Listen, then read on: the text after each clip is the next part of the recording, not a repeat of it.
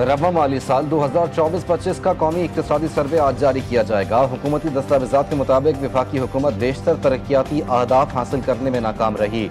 मुआशी शरह नमू 3.6% के हदफ के मुकाबले में सिर्फ 2.7% रही।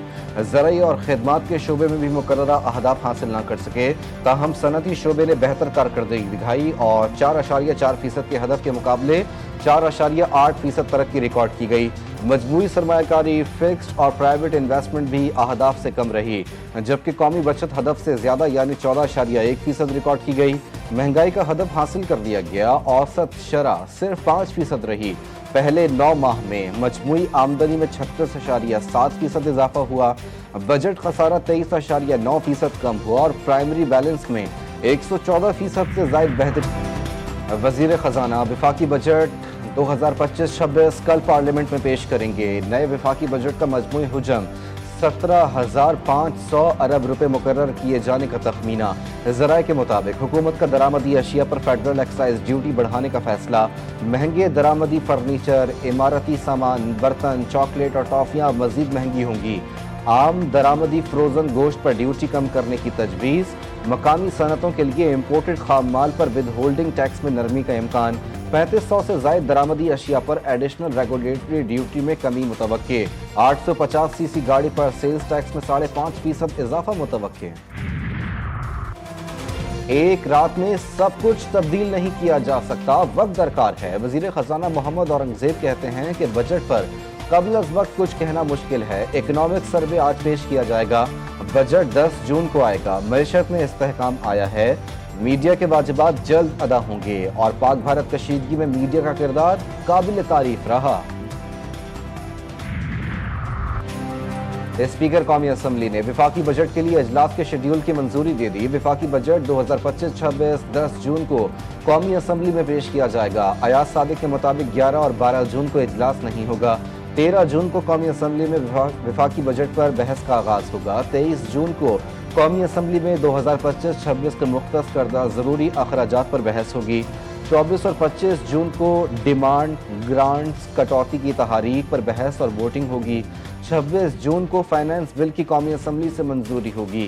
27 जून को सप्लीमेंट्री ग्रांट समेत दीगर उमूर पर बहस और वोटिंग होगी। कराची में लांडिया एक्सपोर्ट प्रोसेसिंग जोन में लगी आग पर 30 घंटे बाद भी मुकम्मल काबू ना पाया जा सका। आग से एक फैक्ट्री मुकम्मल तबाह, दूसरी मखदूश हो गई। 5 फायर फाइटर जख्मी, एक ही हालत तशवीशनाक। फायर ब्रिगेड हुक्काम के मुताबिक आग केमिकल की मौजूदगी और तेज हवा के बायस फैली। आग लगने की वजह अब तक मालूम ना हो सकी। आग ने फैक्ट्री से मुत्तसिल गोदाम, कपड़ों के गोदाम और प्लास्टिक बनाने वाली फैक्ट्री को भी अपनी लपेट में ले लिया।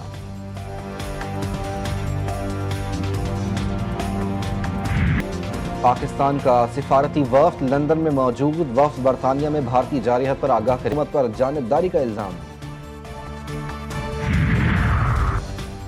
मोदी हुकूमत में इख्तिलाफ राय जुर्म बन गया। DW ने भारत में सेंसरशिप का भांडा फोड़ दिया। रिपोर्ट के मुताबिक मोदी राज में इख्तिलाफ राय गुनाह, तालीमी इदारे और मीडिया खौफ की गिरफ्त में है।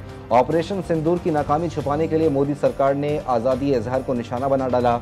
आज़ादी सहाफ़त की आलमी दर्जाबंदी में भारत 180 ममालिक में से 151वें नंबर पर आ गया। इख्तिलाफ राय को दबाने के लिए मोदी सरकार ने 8000 से ज़ायद सोशल मीडिया अकाउंट्स ब्लॉक किए, दी वायर चैनल बंद किया। जामियात के असातिज़ा भी मोदी के खिलाफ बोल पड़े। Indian Army Chief reached Kedarnath Dham along with his family members, and a grand welcome was accorded to them in the temple premises. Now, the Army Chief and his family offered special worship of Baba Kedarnath for about half an hour.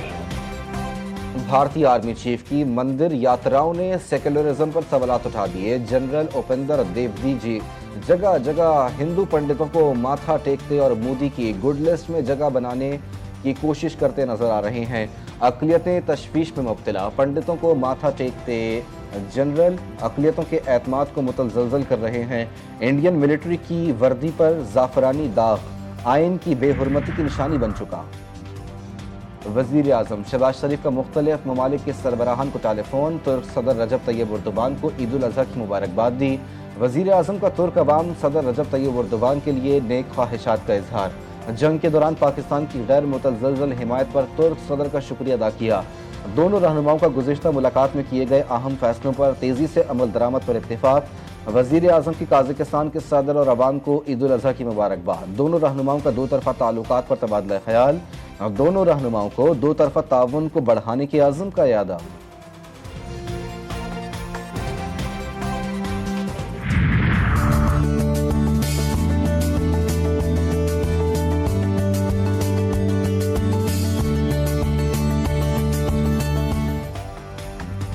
मुल्क भर में ईद उल अज़हा का आज तीसरा रोज़। अल्लाह की राह में आज भी लाखों जानवर कुर्बान किए जाएंगे। ईद का दूसरा रोज़ भी मजहबी जोश व खरोश, जज्बा ईसार और समाजी हम आहंगी के साथ मनाया गया।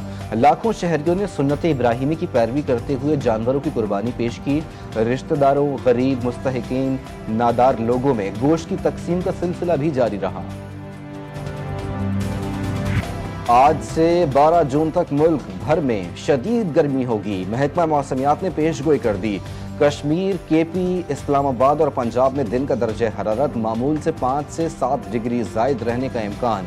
सिंध, जनूबी पंजाब और बलूचिस्तान में दर्जा हरारत 4 से 6 डिग्री सेंटीग्रेड ज़्यादा रहने की तवक्को। नवाबशाह में दोहरे कत्ल की लर्ज़ाखेज़ वारदात। नामालूम मुल्ज़िमान ने मियाँ बीवी को कत्ल कर दिया। थाना दौलतपुर के गांव अल्लाह दित्तो कुलियार में मुल्ज़िमान ने घर में घुसकर फायरिंग की। लाशें पोस्टमार्टम के लिए अस्पताल मुंतकिल, तहकीकात जारी। पाकिस्तानी निजात जिम्बाब्वियन क्रिकेटर सिकंदर रजा नस्ली इम्तियाज का शिकार। हरारे में क्लब मैच के दौरान कोच ने उनसे तौहीन आमेज अल्फाज कहे। सिकंदर रजा ने बाकायदा शिकायत दर्ज करा दी। क्रिकेट एसोसिएशन ने फौरी कार्रवाई करते हुए कोच माफवा को मुअत्तल कर दिया। सिकंदर रजा का कहना है कि उन्हें इंसाफ की उम्मीद है।